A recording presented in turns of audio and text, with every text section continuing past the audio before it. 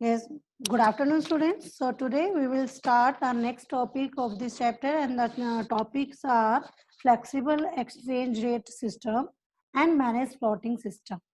Okay, and we have already discussed in our previous lecture what is foreign exchange rate, foreign exchange, okay, and currency appreciation, currency depreciation, and we have already discussed about the fixed exchange rate system. So today we will discuss the flexible exchange rate system and manage floating rate of exchange. Okay, so let's start. Yes, students. So now, first of all, we will discuss devaluation and revaluation. So devaluation refers to the reduction in the value of जो yes, students. So devaluation refers to the reduction in the value of domestic currency by the government. जब government के द्वारा domestic currency की value में reduction कर दी जाए तो वो होता है डिवैल्यूएशन. ओके, तो अब गवर्नमेंट कर रही है और आपने फिक्स एक्सचेंज रेट सिस्टम में आपने पढ़ा कि वहां पर गवर्नमेंट ही फिक्स करती थी. तो ये जो डिवैल्यूएशन है ये मेन कहाँ पे चलता था, कहाँ पे था, फिक्स एक्सचेंज रेट सिस्टम में. So devaluation is said to occur when exchange rate is increased by the government under fix exchange rate system. Okay, and on the other hand revaluation refers to increase in the value of domestic currency. अब वहां पर decrease करता है domestic currency की value को, वो reduction करता है उसकी. यहाँ पर वो क्या करेगा, रिवैल्यूएशन में डोमेस्टिक करेंसी की वैल्यू को इंक्रीज करेगा. तो ये क्या होगा, revaluation. Okay, so what is the difference between, what are the differences between devaluation and versus depreciation. So students actually क्या होता है, कई बार स्टूडेंट्स को कंफ्यूजन होती है. तो जो डिवेल्यूएशन अलग चीज है और डेप्रिशिएशन अलग चीज है. ठीक है, तो दोनों में डिफरेंस है. First difference is meaning. So devaluation refers to reduction in the price of domestic currency in terms of all foreign currencies under fixed exchange rate regime. Okay, ये इसके अंडर होता है डिवेल्यूएशन, जब सभी फॉरेन करेंसीज की term में domestic currency के price क्या हो जाए, रिड्यूस हो जाए. And depreciation refers to fall in the market price of domestic currency. Okay, domestic currency के मार्केट प्राइस जब गिर जाते हैं in terms of foreign currency under the flexible exchange rate regime. Okay, next is occurrence. So it takes place due to government. ये जो devaluation है ये government के द्वारा किया जाता है, जबकि it takes place due to market forces of demand and supply. इसमें गवर्नमेंट का कोई लेना देना नहीं होता. ये क्या होता है, मार्केट में डिमांड एंड सप्लाई की फोर्सेस जो चलती है उसके अकॉर्डिंग डेप्रिसिएशन आता है. And third is exchange rate. So it takes place under fixed exchange rate system and it takes place under flexible exchange rate system. Okay, so next is flexible exchange rate system. So what is flexible exchange rate system? So students, flexible exchange rate system refers to a system in which exchange rate is determined by the forces of demand and supply of different currencies in the foreign exchange market. Foreign exchange market के अंदर जो different currencies हैं उनकी जो demand and supply की force के जरिए जो उस मार्केट में एक्सचेंज रेट डिटरमिन किया जाता है, उस सिस्टम को हम बोलते हैं flexible exchange rate system. So student actually क्या था, जो माइक्रो इकोनॉमिक्स में जब आपने डिमांड एंड सप्लाई वहाँ माइक्रो इकोनॉमिक्स में स्टडी की है उसको, तो वहां पर जब प्राइस डिटर्मिनेशन की जाती है तो वहां पर क्या किया जाता है डिटर्मिनेशन में, जैसे हम लोग क्या करते हैं, यहाँ पर हमने क्या किया कि यहाँ पर हम लोग क्या लेते थे, यहाँ पर क्वांटिटी. ओके, और यहाँ पर हम क्या लेते थे, यहाँ पर डिमांड ले ली और डिमांड एंड सप्लाई. ओके, तो यहाँ पर हमने ये ले लिया क्वांटिटी एंड सॉरी यहाँ पर लिया प्राइस और यहाँ लिया हमने क्वांटिटी डिमांड एंड सप्लाई की. तो अब हमारे पास ये आपका डिमांड कर्व हो जाता था और ये आपके पास क्या था, सप्लाई कर्व मार्केट के अंदर. ओके। तो ये क्या होता है ना कि मार्केट में अपने आप गुड्स की डिमांड एंड सप्लाई किस तरीके से चलती है वो अपने आप चलती है, उसमें किसी का कोई इंटरफेरेंस नहीं होता था, कोई गवर्नमेंट की इंटरफेरेंस नहीं थी, फ्री मार्केट फोर्स होती थी एंड वहां पर डिमांड एंड सप्लाई की फोर्स चलती थी। और जहां पर डिमांड और सप्लाई एक दूसरे को इंटरसेक्ट करते हैं वहां पर जो प्राइस होता था, यहाँ पर जो प्राइस होता है उस वो प्राइस डिटरमिन कर दिए जाते थे उस गुड के। ओके। और उस पर जो क्वांटिटी होती थी वो इक्विलिब्रियम क्वांटिटी होती थी, यानी जिसके ऊपर प्रोड्यूसर एंड जो कंज्यूमर है दोनों सेटिस्फाई होते थे।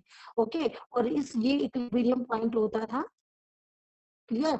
अब अगर इसमें मान लो आपके पास क्या है, प्राइस इंक्रीज हो जाए या प्राइस डिक्रीज हो जाते थे, तो या तो एक्सेस सप्लाई हो जाती थी या एक्सेस डिमांड हो जाती थी। तो एक्सेस सप्लाई होने पर ऐसी फोर्स चलती थी कि वापस वो यही पहुंच जाता था, क्योंकि एक्सेस सप्लाई का मतलब क्या हुआ कि मार्केट में सप्लाई ज्यादा हो गई, डिमांड कम हो गई।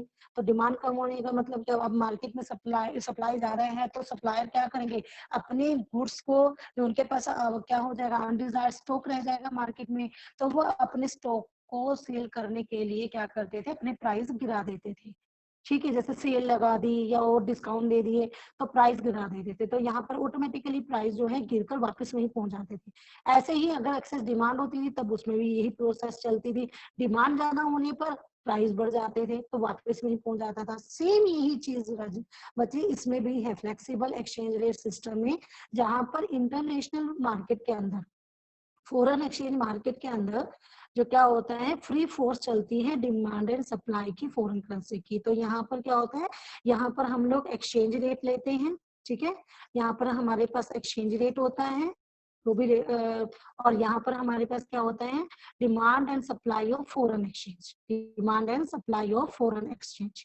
ठीक है, ये फॉरेन एक्सचेंज की डिमांड एंड सप्लाई होती है। तो अब फॉरेन एक्सचेंज का जो फॉरेन करेंसी है उनकी मार्केट में क्या डिमांड है करेंसीज की, इंटरनेशनल मार्केट में क्या सप्लाई है।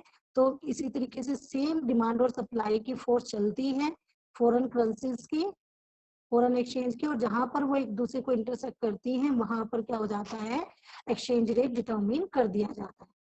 ओके। और सेम वही प्रोसेस चलती है, अगर सब ज्यादा हो जाए तो भी वहीं पर वापस यही पहुंचेगा, कम हो जाए तो उसकी प्रोसेस भी चलती है। एक्चुअली स्टूडेंट्स ये जो ये एक्सचेंज डिटर्मिनेशन आपके पास है, ये इस बार आपके सिलेबस में से डिडक्ट हो चुका है, ये आपने करना नहीं है। इसलिए जस्ट मैं आपको वैसे ही कि आपको ये चीज क्लियर हो जाए इसलिए मैं आपको बता रही हूँ कि ये ऐसे होता है। ठीक है, अदरवाइज आपको जो ये है ये आपको अपने बोर्ड के लिए नहीं करना है, ये टॉपिक ये अब कर चुका है। Okay, so flexible exchange rate system refers to a system in which exchange rate is determined by the forces of demand and supply of different currencies in the foreign exchange market. आपको just flexible exchange rate system को सिर्फ meaning definition मतलब यही सिर्फ आपने ये चीजें पढ़नी है और इसके अलावा आपको डिटर्मिनेशन जो है नहीं करनी है एक्सचेंज रेट की। So students, the value of currency in flexible exchange rate system, the value of currency is allowed to fluctuate freely according to change in demand and supply of foreign exchange. Foreign exchange की जो demand और supply में changes के according मतलब freely fluctuate करना होता है, यहाँ पर फ्रीली फ्लक्चुएट होती है ये। इसमें किसी भी इसका मतलब क्या हुआ कि यहाँ पर कोई गवर्नमेंट की इंटरवेंशन नहीं होती, there is no interference of the government in the foreign exchange market, so there is no official or government intervention in the foreign exchange market. So flexible exchange rate is also known as floating exchange rate. Okay, and the exchange rate is determined by the market, that is through interaction of thousands of banks, firms and other institutions seeking to buy and sell currencies for purposes of making transaction in foreign exchange. आपको ये just आपको flexible का इतना ही करना है। आपको मैं थोड़ा इसके मेरिट्स एंड डिमेरिट्स वैसे आपके साथ डिस्कस कर लेते हैं, जैसे क्योंकि हमने फिक्स्ड एक्सचेंज रेट सिस्टम की मेरिट्स एंड डिमेरिट्स हमने डिस्कस की, तो जब वहां पर जब डिमेरिट्स डिस्कस की तो उसी डिमेरिट्स की वजह से ही हम लोगों को क्या करना पड़ा, फ्लेक्सिबल एक्सचेंज रेट सिस्टम को अडॉप्ट किया हमने। तो इसकी मेरिट्स एंड डिमेरिट्स क्या हैं? सो फर्स्ट मेरिट क्या होगी फ्लेक्सिबल एक्सचेंज रेट सिस्टम की? So first, maintain equilibrium level. So flexible exchange rate is self-adjusting. And automatically remove the disequilibrium in balance of payment. जैसा कि स्टूडेंट मैंने अभी आपको बताया यहाँ पर कि यहाँ पर अगर इक्विलिब्रियम है ये यहाँ पर ओके अगर डिसइक्विलिब्रियम आता भी है यानी कि अगर रेट ऑफ एक्सचेंज आपका बढ़ इंक्रीज होता है डिक्रीज होता है एक्सचेंज रेट तो ऑटोमेटिकली ऐसे फोर्स चलती है कि वापस वो यहीं पर ही पहुंच जाएगा इकोनॉमिक्स में प्राइस डिटर्मिनेशन में था ऐसे ही सेम यहाँ पर भी है कि वापस वो उसी एक्सचेंज रेट के ऊपर पहुंच जाता है। सो यहाँ पर क्या होगा यहाँ हमेशा बैलेंस बना रहता है तो ये जो बैलेंस ऑफ पेमेंट में जो डिसइक्विलिब्रियम होगा उसको ऑटोमेटिकली रिमूव कर देगा। So it eliminates the problem of over valuation and under valuation of the currencies okay ये करेंसी की जो ओवर वैल्यूएशन और अंडर वैल्यूएशन की जो प्रॉब्लम थी हमारे पास फिक्स एक्सचेंज रेट सिस्टम में उसको ये एलिमिनेट कर देता है flexible exchange rate system. Next is no need for use foreign exchange reserve. अब आपको फिक्स्ड में क्या था आपको बहुत फॉरेन एक्सचेंज रिजर्व जो हैं वो बहुत ज्यादा रखने पड़ते थे ठीक है लेकिन फ्लेक्सिबल एक्सचेंज रेट सिस्टम में no need for the government to hold large foreign exchange reserves. It enhances the movement of capital across different parts of the world. ये पूरे वर्ल्ड के अंदर वर्ल्ड के डिफरेंट डिफरेंट पार्ट्स में capital की movement को बढ़ा देता है एंड प्रमोट्स इंटरनेशनल ग्रोथ। वहां पर तो एम्पर हो जाती है इंटरनेशनल ग्रोथ जबकि यहाँ पर ये इंटरनेशनल ग्रोथ क्या होती है प्रमोट हो जाती है फ्लेक्सिबल एक्सचेंज रेट सिस्टम में। नेक्स्ट इज ऑप्टिमम और utilisation of resources. So it provides the opportunity for optimum utilization of resources and raises the level of efficiency in the economy. Okay, so yes, what are the demerits disadvantages of this system? In the exchange rate में instability रहती है ठीक है कभी disequilibrium कभी आपके पास foreign exchange की supply ज्यादा हो रही है कभी एक्सेस सप्लाई हो रही है कभी एक्सेस डिमांड हो रही है सो इनस्टेबिलिटी रहती है एक्सचेंज रेट के अंदर। So the external value of domestic currency keeps on changing as per demand and supply of foreign exchange क्योंकि फ्री फोर्स चल रही है यहाँ पर डिमांड और सप्लाई की फॉरेन एक्सचेंज मार्केट के अंदर तो कभी डिमांड जब बढ़ रही है कभी डिमांड में चेंज आ रहा है supply of receipts and payments in foreign exchange transactions. So such instabilities hamper foreign trade. Next is speculative activities. अब वहां पर क्या था फिक्स एक्सचेंज रेट सिस्टम में तो स्पेकुलेटिव एक्टिविटीज वहां पर नहीं होती थी एलिमिनेट हो जाती थी but in flexible exchange rate system speculators manipulate the market अपनी मनमानी करते हैं manipulate the market and make the exchange rate to और लो और टू हाई यानी वो मतलब कि हेर फेर करते रहते हैं मार्केट के अंदर और कभी एक्सचेंज रेट बहुत ज्यादा लो हो जाता है और कभी एक्सचेंज रेट बहुत ज्यादा हाई हो जाता है। So this makes the foreign exchange market unstable and discourages foreign trade and foreign investment. And the next is create inflationary situations. Inflation situations को भी create कर देता है. So it generate inflationary trends in the economy when there is increase in prices of imports due to depreciation of the currency. Okay, so this is our flexible exchange rate system. So students आपको जो है अपने +2 exam के लिए आप flexible exchange rate system में यही करना है आपको डिटर्मिनेशन जो है फ्लेक्सिबल एक्सचेंज रेट सिस्टम की वो आपने नहीं करनी है। So yes, what is the difference between fixed exchange rate and flexible exchange rate? So first is basis in basis determination of exchange rate. So fixed exchange rate, it is officially fixed in terms of gold or any other currencies by the government. In flexible exchange rate, it is determined by forces of demand and forces of demand and supply of foreign exchange. Okay, यहाँ पर तो आपने ये सब आप कर चुके हो पिछले लेक्चर में आपने स्टडी कर लिया था ये। Next is government control. So there is complete government control as only government has the power to change it. वो कंप्लीट गवर्नमेंट कंट्रोल होता है फिक्स एक्सचेंज रेट सिस्टम में, और गवर्नमेंट के पास ही पावर होती है इसमें चेंज करने की. But in flexible exchange rate system there is no government interference and there is no government intervention and it fluctuates freely according to market condition. Market condition according इसको free छोड़ दिया जाता है, बिकॉज तुमने जो करना है, जिसके जैसे मार्केट में चलेगा, जिसका हक होगा वो ले लेगा, तो फ्री फोर्स चलती है. So fix exchange rate system, stability in exchange rate, so the exchange rate generally remains stable, okay, remains stable and only a small variation is possible. आपने जैसे जो सेकंड पढ़ा था ना आपने इसमें, जो एक तो आपने गोल्ड स्टैंडर्ड सिस्टम पढ़ा था, एक आपने ब्रिटेन वुड सिस्टम, तो उसमें आपने क्या पढ़ा था, एडजस्टेबल पैक सिस्टम भी बोलते हैं. तो स्मॉल वेरिएशंस वहां पर हो सकती है आईएमएफ की परमिशन से. And in flexible exchange rate system the exchange rate keeps on changing. Clear? So students, next is managed floating rate system. This is our last topic of this chapter, managed floating rate system. So what is managed floating rate system? So traditionally, international monetary economists focus their attention on the framework of either fixed or a flexible exchange rate system. So with the end of the Bretton Woods system, many countries have adopted the method of managed floating exchange rate.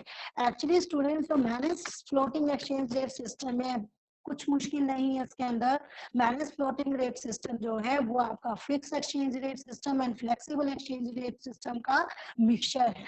यानी कि mixture का मतलब क्या हुआ कि इसमें free market force भी चलती है और फिर इसमें गवर्नमेंट की इंटरफेरेंस किसके थ्रू, आरबीआई के थ्रू, सेंट्रल बैंक के थ्रू इसमें गवर्नमेंट की इंटरफेरेंस भी चलती है. तो दोनों के दोनों का मिक्सचर है ये manage floating rate system. So what is manage floating rate system? So students, it refers to a system in which foreign exchange rate is determined by market force and central influences the exchange rate through intervention in the foreign exchange market. देखो दोनों चीजें आ गई यहाँ पर, market force भी आ गई आपकी, okay, और आपका सेकंड क्या आ गया, जो सेंट्रल बैंक है उसकी वो भी इन्फ्लुएंस भी आ गया, उसकी इंटरवेंशन एक्सचेंज मार्केट में, मतलब कि वो इंटरफेयर भी करता है. तब उसको ऐसा लगता है कि अब मेरी इंटरफेरेंस की जरूरत है मार्केट में, इंटरनेशनल मार्केट में अपनी करेंसी की वैल्यू को बचाने के लिए, तो वो खूब भी करता है एक्सचेंज फॉरेन एक्सचेंज मार्केट में. ओके, सो ये चीज है. So students, actually it is a hybrid of fix exchange rate and flexible exchange rate system. ठीक है, दोनों का मिक्सचर है ये. And in this system central bank intervenes in the foreign exchange market to restrict the fluctuation in the exchange rate within certain limit. इस system के अंदर क्या होता है, जो सेंट्रल बैंक है ना, वो फॉरेन एक्सचेंज मार्केट के अंदर इंटरफेरेंस कब करता है. एक्चुअली क्या होता है कि जो सेंट्रल बैंक होता है वो ना एक ना अपने माइंड में उसने एक टारगेट बनाया हुआ होता है, सोच के चलता है वो कि भाई इतना, मतलब हमारी करेंसी के जो एक्सचेंज रेट है ना, मतलब वो इतना होना चाहिए. मतलब मान लो अगर वो ये कहे फॉर एग्जाम्पल, वो ये सोचता है कि एक जो डॉलर है उसकी वैल्यू 60 रुपीज जो है वो ठीक है, 60 रुपीज हो सकती है. अच्छा, उसके बाद वो ये भी सोच लेता है कि चलो अगर 60 रुपीज से वो मान लो क्या आ जाए, 60 रुपीज से मान लो वो 59.50 या चलो 59 भी हम लेके चल लें, तो वो 60 से 59 पर भी आ जाए तो भी कोई प्रॉब्लम नहीं है, या वो 60 से 61 पर भी आ जाए तब भी कोई प्रॉब्लम नहीं है. ठीक है, तो वो इतनी फ्लक्चुएशंस तो वो लेकर चलता है. तो इट मीन्स कि तब तक तो मतलब वो ये कहता है कि मार्केट फोर्स चलने दो, फ्री फोर्स चलने दो मार्केट के अंदर डिमांड एंड सप्लाई की, जब तक उसके वो टारगेट के अंदर उसके जो उसने लिमिट बनाई हुई है अपनी माइंड के अंदर, जब तक वो उसके अंदर रहती है तो वो फ्री फोर्स चलती रहती है, वो कोई इंटरफेरेंस नहीं करेगा. लेकिन अगर क्या हो गई एक्सचेंज रेट, अगर इससे भी डाउन चले जाएं, यानी उधर 59 से कम हो जाए या फिर 61 से अबव हो जाए, तब उसे लगता है अब उसका माइंड जो है वो अब वो ठनकेगा, वो कहेगा भाई ये तो प्रॉब्लम हो रही है, ठीक है। अब वो सोचेगा कि मैं मेरी इंटरफेरेंस होनी जरूरी है, तो मुझे इसे सही करना है। So students, so the aim to is to keep exchange rate close to desired target value. उसका मेन एम यही होता है कि जो उसके डिजायर टारगेट वैल्यू है उसके आस पास ही एक्सचेंज रेट जो है वो बना रहे। So for this central bank maintains reserves of foreign exchange to ensure that the exchange rate stays within the targeted value. इसके लिए सेंट्रल बैंक जो होता है ना वो हमेशा जब क्या करके रखता है, फॉरेन एक्सचेंज के रिजर्व को मेंटेन करके रखता है, ताकि क्या हो सके, वो ये इंश्योर कर सके कि एक्सचेंज रेट जो है उसके टारगेट वैल्यू, जो उसकी टारगेटेड वैल्यू है उसके पास वो बना हुआ है उसका टारगेट वैल्यू, ठीक है, एक्सचेंज रेट का। तो वो इस चीज को इंश्योर करने के लिए वो हमेशा फॉरेन एक्सचेंज के रिजर्व को मेंटेन करके रखता है। So yes, so if we take an example, so example of managed floating rate system, suppose India has a managed floating rate system and Indian Central Bank wants to keep value of rupee close to rupees 60 per US dollar. Okay, so further assume that RBI is ready to tolerate small fluctuations in exchange rate. वो इतना तो tolerate कर लेगा कि जो मतलब कि तो थोड़ी बहुत ही फ्लक्चुएशंस एक्सचेंज रेट में आई तो वो उसको टॉलरेट कर लेता है। से फ्रॉम मतलब अभी उसने टारगेट क्या बनाया है कि 60 रुपीज पर यूएस डॉलर के क्लोज वो रहना चाहिए। तो अगर मान लो 59.75 रुपीज है आ जाता है या 60.25 रुपीज आ गया तो इतना टॉलरेट वो कर लेगा।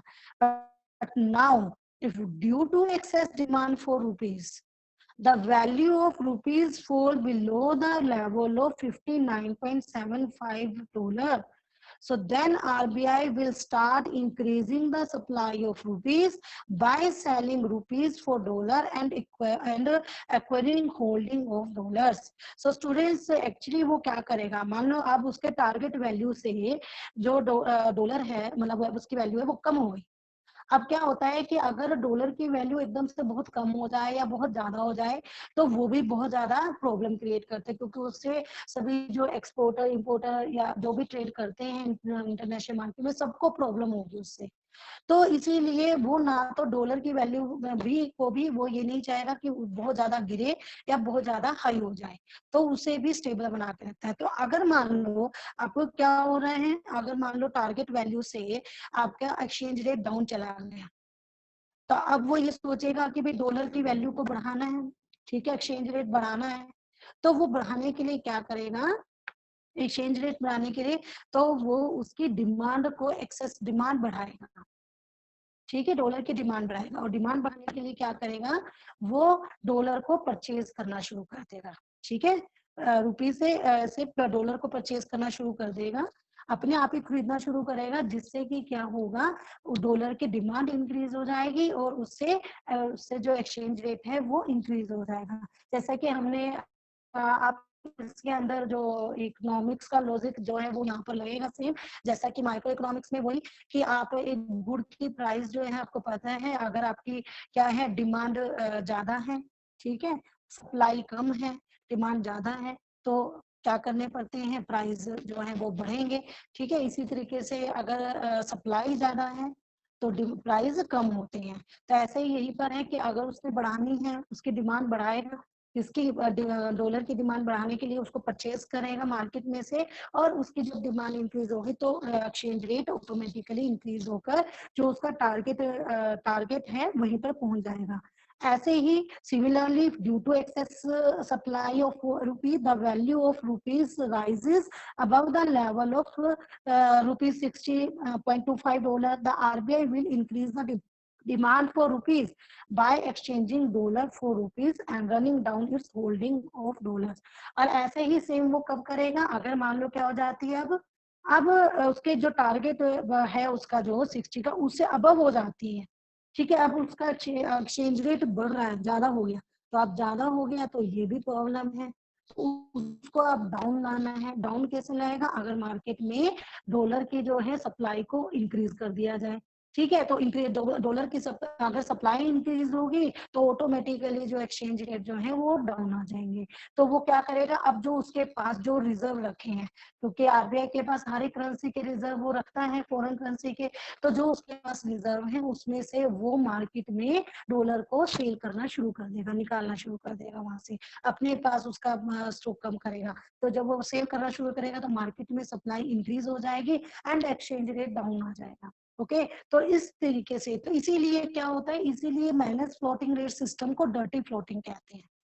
ठीक है, क्योंकि इसके अंदर वो डर्टी फ्लोटिंग कर रहा है, कैसे वो अपना जो है, जो उसका टारगेट वैल्यू है उसको वो बनाकर रखे, तो उसके लिए वो इस तरीके का प्रोसीजर जो है वो चलाता है। So this is the minus floating rate system. Okay students, now is today, our chapter is completed now, so that's all for today. Have a good day.